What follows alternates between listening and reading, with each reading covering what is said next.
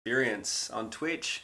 It is life after underscore exp, the life after experience. This is for anyone who wants to create a life after a unique challenge that they've been through. Life after cancer, life after depression, life after anxiety, life after loss, life after disability, life after abuse, life after trauma, life after the challenge that you're going through now. And that life after is possible, and we're going to go through this journey together to share some things that have gone for me, stories that I hear from others, and allow you the opportunity to be able to ask me anything you want to be able to support you to create the life after your challenge. With so much focus on talking about this life after, what we need to know is where we are now. And that is our story. And as you see from the title, what is your life story? But I also think that it doesn't start with just now. So the best way to get an understanding of our story is to go back.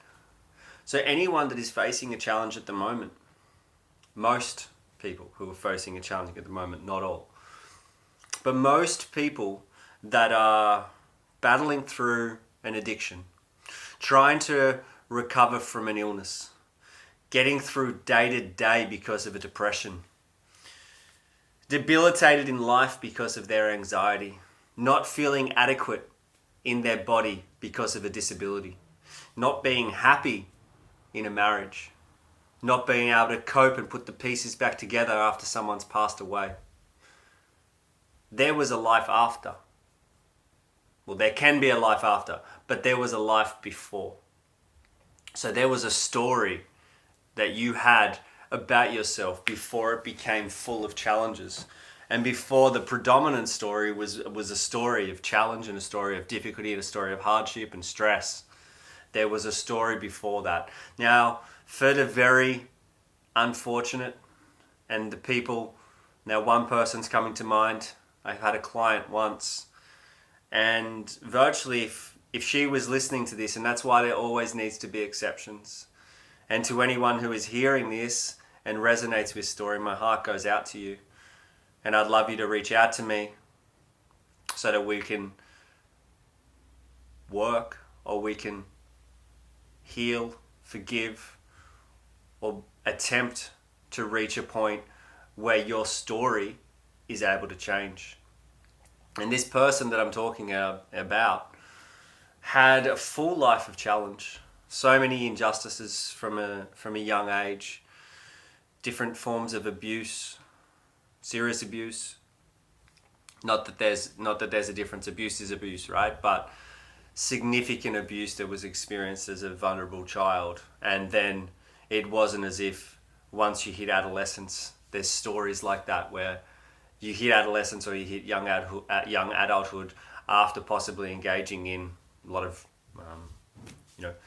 behaviors, a lot of drugs, a lot of sex, a lot of alcohol, violence, not able to control what's going on, but you're still forming. You're still trying to put together a world, or this world of yours, after you've been subjected to all this abuse or all this trauma. It's very difficult to then expect that you're going to be this A-grade student who goes through junior school into elementary or high school, or whichever country you're located, with a very stable and smooth transition. Ultimately, if something has occurred through those stages, it's going to unravel in some ways during that adolescent stage. Then, you would hope that there is some more stability and some more direction coming through when you're coming through adolescence and into young adulthood, where there's some more opportunity and where this story that you hold about yourself can ultimately change, because there's more an element of control for you if this is resonating with you. But for this unfortunate person that I'm talking about, and I'm not meaning to say that out of pity, it actually, my heart and my mind and my thoughts and everything goes out to her, because of the life that she has led up until a fairly good age. In her 70s, has been full of a range of different challenges, which has just kept on coming and coming and coming. Now, how do you deal with that? And I think that's that's a discussion for another day. And possibly that's something that me as a 35-year-old man may have some ideas about. I'd be able to support, I think, I'd be able to support firstly through a relationship and then some understanding and some empathy and the frame that I'm going to put around the way that we work. There would be an understanding about where we can go, but ultimately it's about that person. It's about the capacity of that person to be able to change and make sense of that. There are some very unique stories out there, and stories that I think I have a bias towards and I would attach to. And that's what I want to see. I want to see people who have risen above challenges. I want to see people that have been through injustice after injustice, but then have been able to come up and be this light for others, be this light for you and I, to be able to say, wow, okay, despite what you've been through, there has been this life after. Now, the best experience that I have got to be able to talk about where I've been able to been through is my life after cancer, and an understanding, a real life understanding about mental health. And that is through my work, and then also through staring at a ceiling for 2 years. And that staring at a ceiling was the effects of being on a drug which was a derivative of DDT, which was banned from human consumption in 1972, and I'm pumping that into my body AM and PM. And the result of that is fatigue, nausea, this taste in your mouth, and this smell which just makes you feel awful. But that feeling was all I knew. So that feeling was all I had, and there was no light at the end of the tunnel. There was no thought that there was going to be a life after. Well, there was a belief, an underlying belief, but to say that that belief was something that was always present, I think would be a lie. There was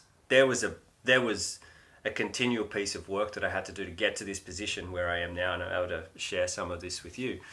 But there's no doubt that a lot of the time there was also this fear, particularly through those early stages, until I was able to equip myself to get myself into a situation where I was then able to tap into that belief and utilize that as something which was going to pull me forward, even despite numerous attempts, as I'm talking about before, someone who isn't only met with one significant tragedy, but a series of tragedies and traumas, and how you're able to not only bounce back from that, but be able to then bounce back, endure, face something else, and then grow. Like that whole idea of building a life which is based on a principle of being anti-fragile.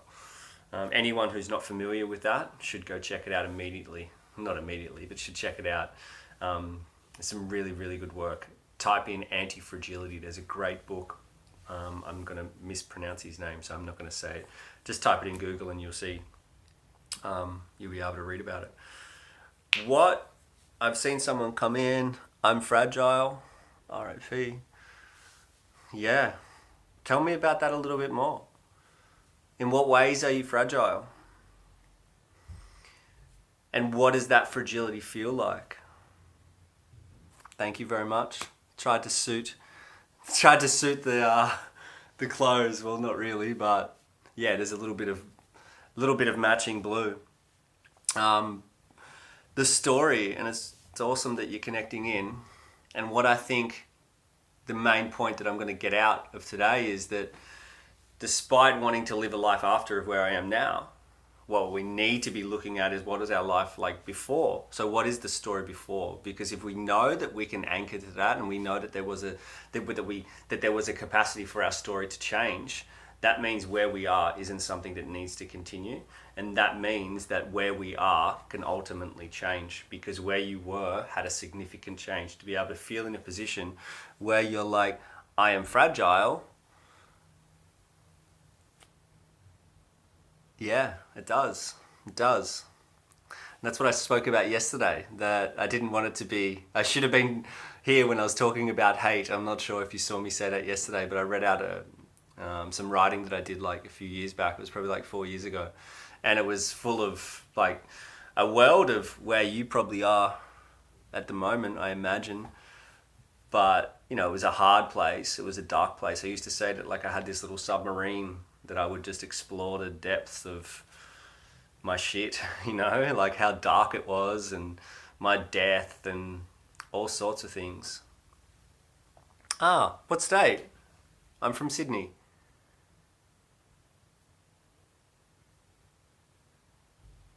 Ah, cool, cool. Awesome to have you on. Really awesome to have you on. What I like, I'm here at the moment talking about a story. I'm in London, which is pretty cool. Really good opportunity to be here. It's like a city that I love. I think it's similar to like where you are in Victoria, in Melbourne. I see it like similar in many ways. Do you think? Like if you have a look at the food, the culture, the transport, the weather, like there's some. I think there's similarities. I think Melbourne is kind of like based on. Yeah. It's like 12 o'clock here. I'm back in Australia in 3 weeks, so I'm in London for 2 weeks. I go through Thailand for a week, and then I'm back in Sydney. Um, but one thing I was going to say is that, you know, today I'm talking about the story, but anytime that you're like, hey, I would like you to explore this, or why don't you talk about this? And I'd love to hear how you think this should go and what sort of other feedback you could get. Sydney's so shit. It's so good. It's so good. It's like, you know what I used to do? So anytime I was here, I've met a friend once, right? This is no word of a lie. He was hanging out overseas and he met this person. These two girls, he met these two chicks and they were like, hey, where you from? And he's like, Sydney. And one of them went and threw a drink in his face. And there's like this whole Sydney Melbourne thing, right? So what I used to do was a bit of a Jedi mind trick. So I'd meet someone from Melbourne when I lived over here because like, oh, you hear an Aussie accent and you're like, oh, cool, I want to hang out with another Aussie. I want to just, you know, miss home in a little bit, or you just have that connection, right? So you'd go over and they'd be like, oh, where you from? And you'd be like, Sydney. And they'd be like, Melbourne. And I'd be like, ah, awesome. I love Melbourne. Full Jedi mind trick because they'd be like, no, you should be saying that you love Sydney. You should be saying you love Sydney. But yeah. Yeah, so that was a bit of a Jedi mind trick. um, so the story, like I'm going to go back to that for a little bit. And that was the idea. So the key point is that it's changeable, right? So where you are now doesn't need to be where, it's not going to be where you are for sure. Like it needs to change and it has to change. It could get shitter, like it could get worse. I sent this message to a client of mine the other day. So he said to me, it's day 4 and I'm still in bed. Right? So I don't work for government, I work for myself. There's no obligation for him to see me. And if he wants to see me, he wants to see me. But I feel that I need to be able to get away to get him out of bed and to be able to connect with him in a way. So it was simply a case of not being that same old message about, oh, how are you feeling and where you're scoring at. It was like, how do I connect to this guy? Because I need to change where he's at the moment to get the response, which is he engages with me, we can get him out of bed, we can get him back doing uni, we can get him back working, we can get him back feeling better, and then we move on. But we don't get that while that feeling kind of seems like, yeah, in some ways. So I am a consultant, but I'm trying this out. So I qualified as a social worker years ago. Then I did some family therapy as well, and I studied education while I was at uni, and that's what I was doing when I was in London. And then I got diagnosed with cancer, stage 4 cancer, and it was like, whoa, fuck, now I'm on the other side. And in many ways, all that learning, coming into people's lives for like 15 years was like preparation for me to be like, okay, actually, this was all just like study and prep. Now my first client is myself, and continuously just like kind of working on myself to get me in a position where I am today. And so what I do for fun, what I do for work, it's all one sort of weird thing, is this: talk, support people. I don't know if I'm a coach. They say that a coach is someone who comes in and would never give advice. Like I bring myself into the circumstances and bring myself into people's lives as well. I don't know what I am. I don't think that I let people kind of define. It's funny, like I say, who are you? Like I go when they're talking about me, I'm like, how do you describe who I am? And that's okay. Like even at the moment, I'm over here for 2 weeks living with someone. I'm living side by side with someone for 2 weeks. I don't know, is that a coach? Yeah, so I survived. It was a terminal stage 4 cancer. So I had a cancer like this big, 20 centimeters by 15 centimeters. I had my kidney stuck in it. I'll show you. It's like in there. So I cut through there once, and then 13 months later, they cut through it again.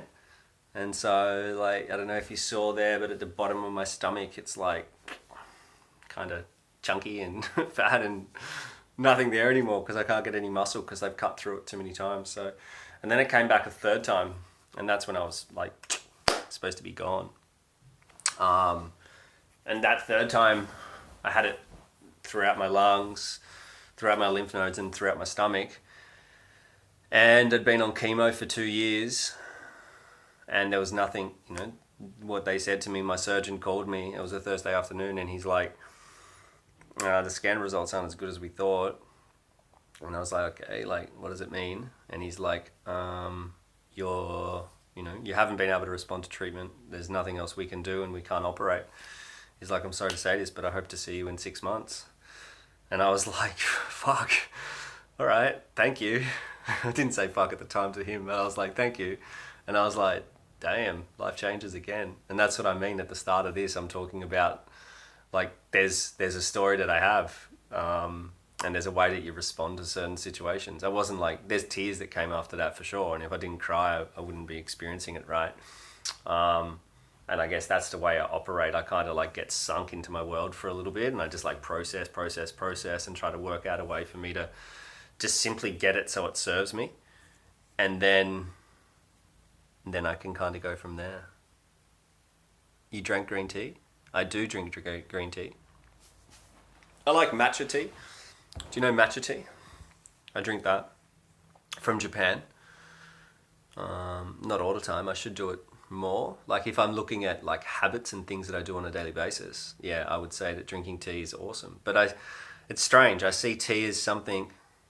Oh no, yeah. So I then after I had 2 years of chemo, and then there was nothing that they could do. That was a conversation on a Thursday. I went and saw my professor on a Tuesday. There's a whole heap of other stuff that I'll go into at another time, because virtually it was like, oh shit, this has happened 3 times in a row. I was meant to die, 2 years ago. What am I going to do? Do I go like get a one-way ticket to Mexico? Do I go try to find a shaman in Brazil, or what do I do? And I think that was just like a part of how I was trying to make sense of it. Like I said before, I'm like, okay, how am I going to serve myself? How am I going to like, what's it going to happen? And then I stumbled upon a guy from Melbourne, actually. His name was Ron Walker, and he got on a drug called Keytruda. So like it's fairly popular now, but back then it wasn't too popular, and it was like this opportunity to. And I just read his story, because there's like the cancer that I had affects like 1 in a million. And I saw that he had a similar cancer. And I was like, wow, what did he do? And he's still alive. Like, okay, there's this trial drug, which is better because then it enabled me to kind of get a focus and towards something rather than be like, oh, I'm going to go hang out in Mexico. Like I guess that was just me going to go surf, going to go get the sun and try to seek out this final sort of escape rather than just accept dying. Like, fuck that. I'm not going to just like go, yeah, I'm going to like go to a fucking hospice. No chance, I'm going to go live out these days to the fullest. But then I was able to like center on, actually, there's probably a better option. If I can get on this drug, I can still see my family and friends, and I can pursue life and blah, blah, blah, blah, blah. So yeah, I decided that that's what I needed to do. I walked into my professor's office on a Tuesday and I said, you need to get me on this drug. And he said, I've already put your name down. And I'm like, well, there's nothing else to be said. Thank you very much. Let me know how you go. I didn't give him knuckles. I didn't give him knuckles at all. I shook his hand. And then, 6 weeks later, I found out that I got accepted into the trial.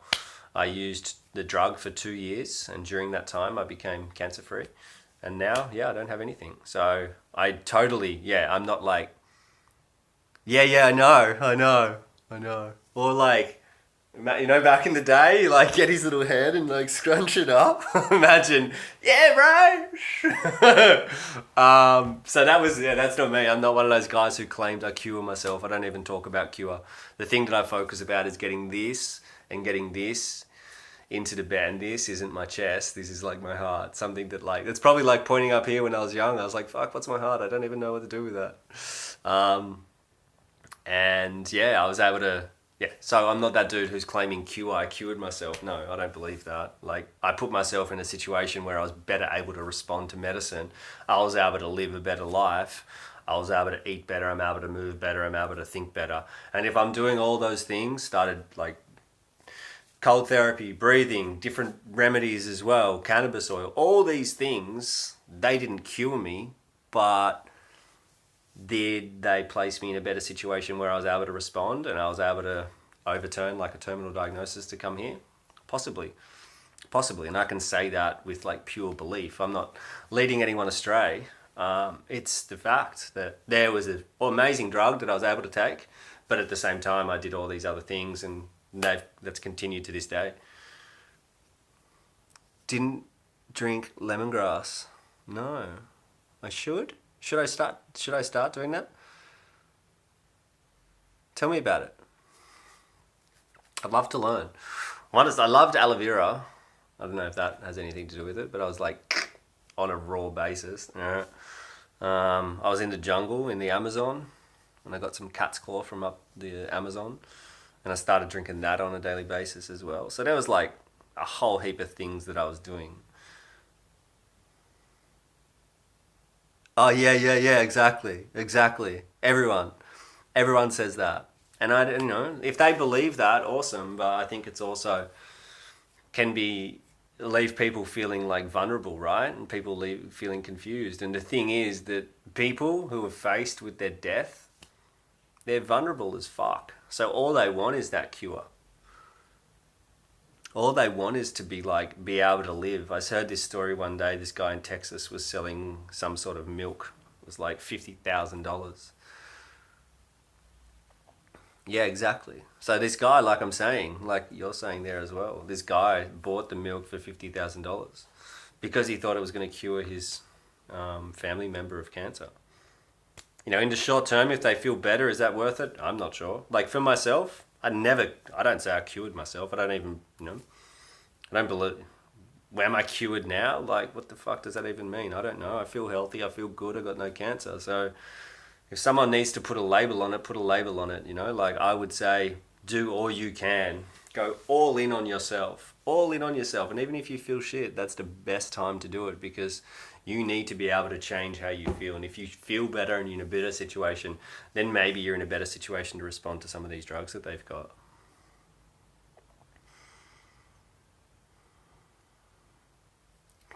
How long ago was it?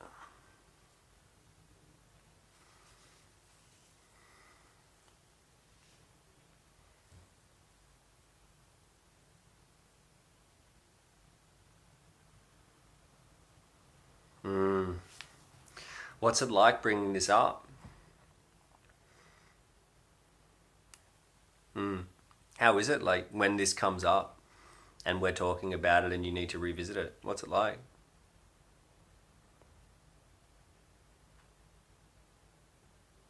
Cool. Awesome. Awesome. I just wanted to check in. I spoke to this guy yesterday, and he was supporting me with.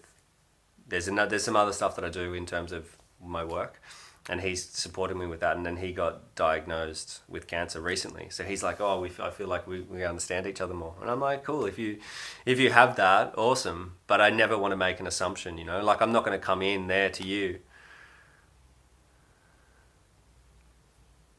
Yeah, yeah, for sure. There's collateral, right? And I think that's one of the key messages that I have, regardless if it's cancer or it's something else. Like addictions, mental health, doesn't take down one person, it like takes down a family or it takes down a community.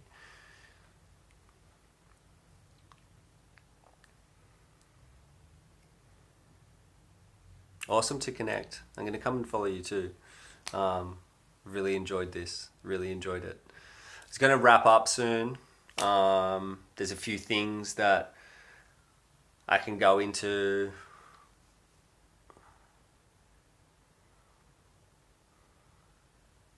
Gotcha. It's going to be, yeah. Well, hmm. Yeah, true, true. But is it still your story now? So that's what I'm saying. Like, is that still your story? Or was it part of your story? Because once something like that happens, yeah, it changes us, and there's a part of it that comes with us. But does that still stay our story? Like, is that you?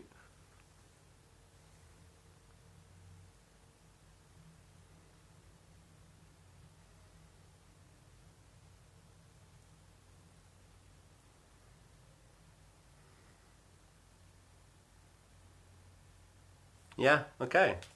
Good, good. So was that voluntary? You had to go in there and be there? Yes, true, true. Like through my early work experience when I was studying at university, I had to do a placement, and one of my placements was in a mental health community facility, and a part of that was going into, yes, part of it was going into places, um, a psychiatric unit, different psychiatric units around Sydney. That shit city. I'm joking. It's the best. um, yeah, and it's a different reality, and if you see that in other parts of the world, gets much different. Yeah, gotcha, gotcha. Hey, I'm gonna tap out for today, but I'd love to follow this up at another time. If you have anything from today that you want me to chat about next time, let me know, and I'll do it. Yeah, legend. Thank you very much.